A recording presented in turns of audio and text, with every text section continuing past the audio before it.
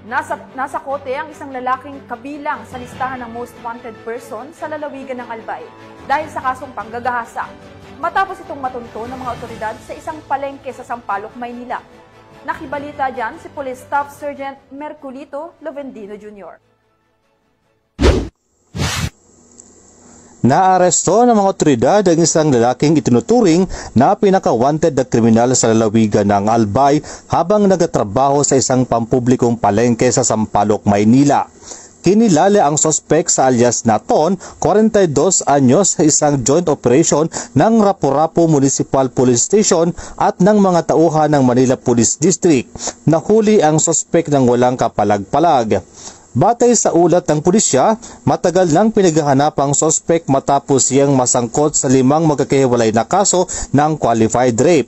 Ayon sa record ng korte, inilabas ang mga warrant of arrest na walang inirekomendang piyensa dahil sa bigat ng mga kaso.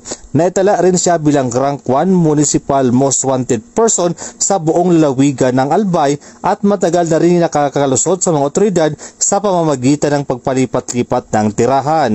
Ikinatuwa ng mga otoridad ang matagumpay na pagkakaresto na nagresulta ng maingat na surveillance at koordinasyon ng mga pulis mula sa Albay at Metro Manila.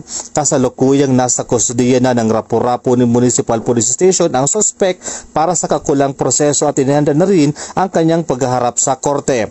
Ayon sa pulisya, patuloy ang kanilang masigasig na kampanya laban sa kriminalidad at pagtutulungan ng bawat himpilan pulisya upang mapanagot ang mga kriminal saan man sila magtago.